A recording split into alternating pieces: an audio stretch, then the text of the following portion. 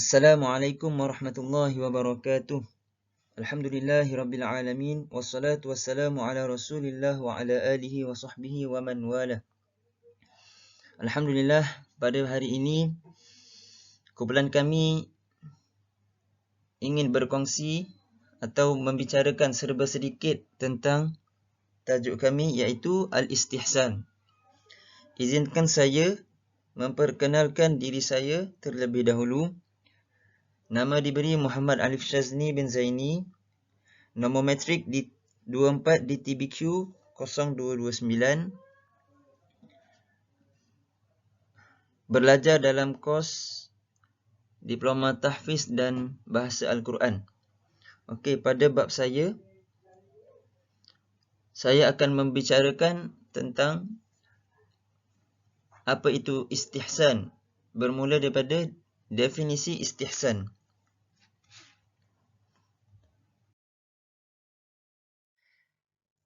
Okey, definisi istihsan dari sudut bahasa, ia bermaksud menilai atau menganggap sesuatu itu baik.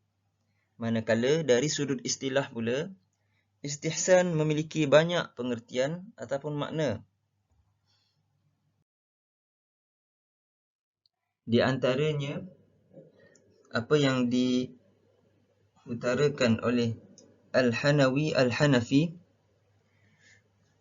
definisi istihsan bagi beliau adalah meninggalkan qiyas kerana ada dalil yang lebih kuat daripadanya, seperti Al-Quran, Sunnah atau Ijma'. Seterusnya, bagi Imam Karhi Hanafi pula, definisi istihsan baginya adalah seseorang yang tidak menetapkan hukum dalam sebuah masalah dengan hukum yang ditetapkannya dalam masalah-masalah yang sama, dengan beralih kepada sebaliknya kerana adanya tuntutan untuk beralih. Dan definisi Ibnu Al-Arabi Al-Maliki, iaitu meninggalkan suatu dalil dengan cara pengecualian dan memberi keringanan pada suatu masalah yang sudah ditentukan hukumnya. Jadi, jika disimpulkan kesemua definisi istihsan daripada para ulama yang disebutkan tadi, istihsan bermaksud meninggalkan qiyas jali dan mengambil qiyas khafi kerana ada kebaikan di dalamnya. Selain itu, istihsan boleh disebut meninggalkan dalil yang kuat dan mengambil dalil yang lemah kerana ada kebaikan di dalamnya. Jadi akhir sekali, sepatutnya seseorang mujtahid mengambil qiyas jali, yakni qiyas yang ilat dia betul, dan bukan mengambil qiyas khafi. Qiyas khafi bermakna qiyas yang sama-sama, yang tersembunyi. Jadi sepatutnya seorang mujtahid perlu berpegang kepada qiyas jali dan bukannya qiyas khafi.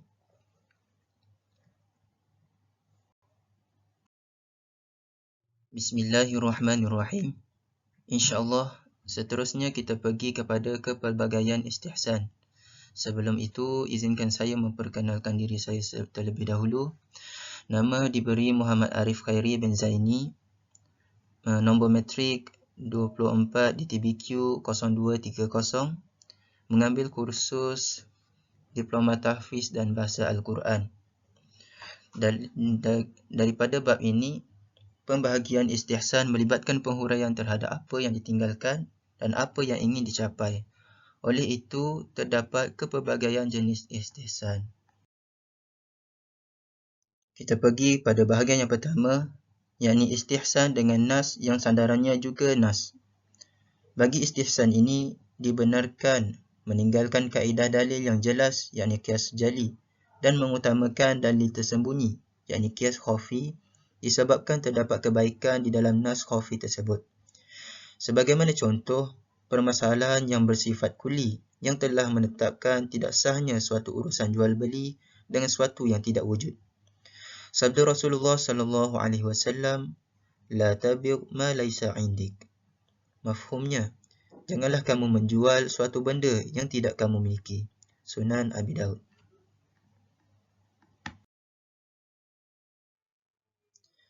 Namun begitu, terdapat pengecualian, iaitu salm, yakni menjual sesuatu yang tiada pada pembeli saat akad jual beli berlangsung. Ia disertakan dengan nas khusus diriwayatkan daripada Rasulullah sallallahu alaihi wasallam yang bermaksud, barang siapa yang melakukan salm di antara kamu, maka hendaklah dia melakukannya dalam takaran yang disukatan dan timbangan yang diketahui hingga waktu yang diketahui juga.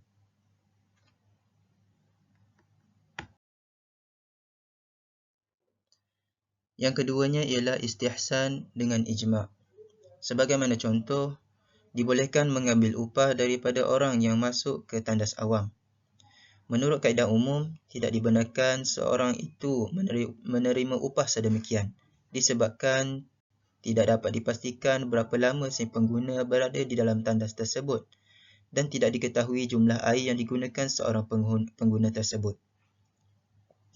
Namun berdasarkan istihsan, dibenarkan petugas tandas tersebut mengambil upah daripada pengguna kerana telah memudahkan kesulitan pengguna tersebut dan sudah menjadi kebiasaan serta tiada penolakan dari sesiapa pun hinggalah ia menjadi ijma'. Seterusnya, pada bahagian yang ketiga ialah istihsan dengan tradisi, yakni adat kebiasaan. Seperti mana pendapat sebahagian ulama yang membenarkan pelaksanaan wakaf dengan barangan yang bergerak seperti mewakafkan buku, kerendaan dan barang lainnya.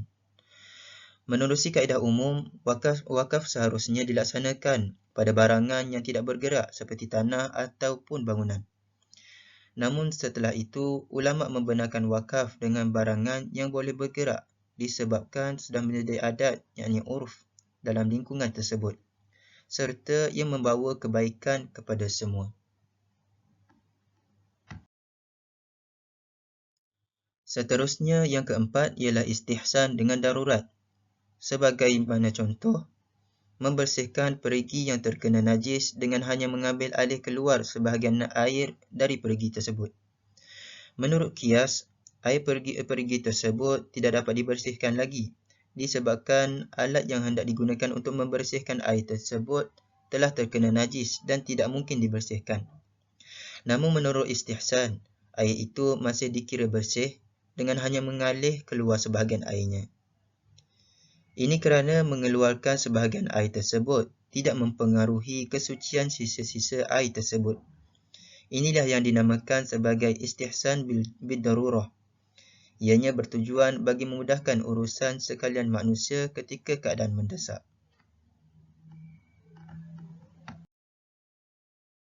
Seterusnya kita pergi kepada bahagian yang kelima, yakni istihsan dengan maslahat.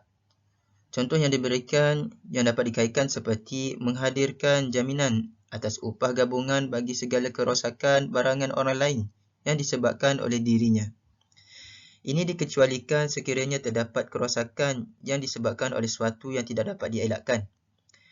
Meskipun penyataan kaedah umum menerangkan bahawa orang tersebut tidak dikenakan jaminan, melainkan dia bertindak sebarangan atau lalai disebabkan memikirkan bahawa dirinya telah mendapat kepercayaan. Akan tetapi, di dalam hal ini, ulama telah memfatwakan soal kewajipan jaminan tersebut dikenakan terhadap dirinya. Sekiranya dilihat dari sudut istihsan, supaya dijadikan sebagai satu usaha bagi melindungi maslahat sesama manusia dan perlindungan terhadap harta benda mereka. Terlebih lagi, ia dapat menyebarkan pengkhianatan atas dasar lemahnya kesedaran dalaman beragama, yakni kelemahan iman.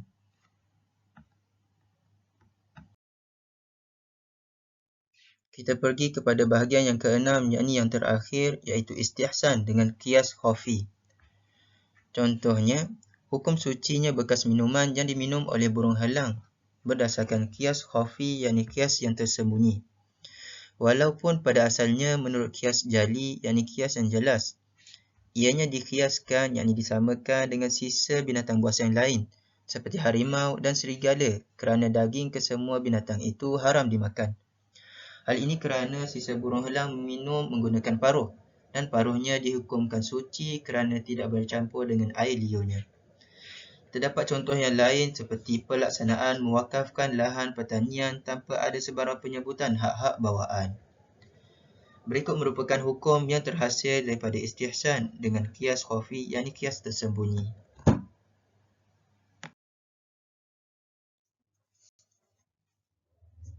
Assalamualaikum warahmatullahi wabarakatuh. Seterusnya kita pergi kepada keabsahan istihsan. Sebelum itu, izinkan saya memperkenalkan diri saya terlebih dahulu. Nama diberi Muhammad Amirul Rashid bin Ismail. Nombor metrik 24 DTQQ 0230. Kursus yang diambil ialah Diploma Tahfiz dan Qiraat. Okey, bab keabsahan istihsan. Bab ini membincangkan pendapat-pendapat ulama dalam kesahihan makna istihsan.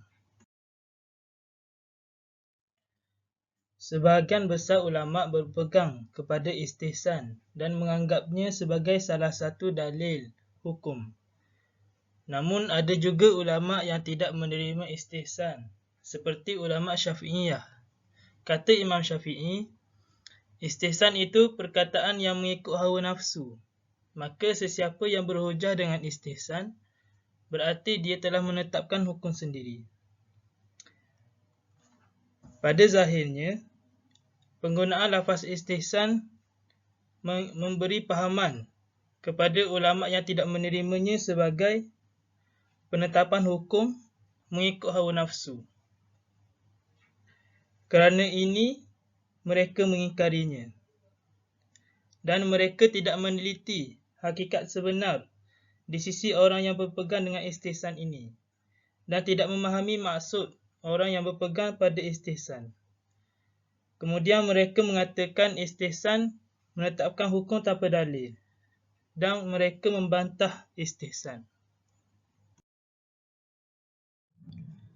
Penggunaan istihsan di sisi ulama yang menerimanya tidak lebih daripada mentarjihkan satu dalil ke atas dalil yang lain, yakni dia mendahulukan dalil yang lebih sahih daripada dalil yang kurang kesahihannya.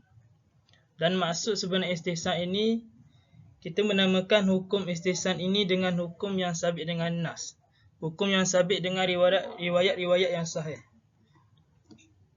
Dan istihsan ini tiada perbalahan dari segi istilah. Ia hanya khilaf dalam penetapan nama. Jika memang benar maksud istihsan menetapkan hukum tanpa dalil dan mengikut hawa nafsu, maka sudah pasti para ulama tidak akan menerimanya.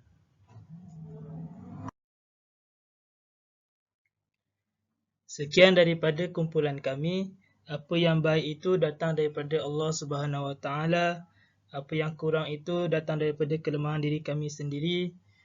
Wabillahi taufiq wal hidayah. Wassalamualaikum warahmatullahi wabarakatuh.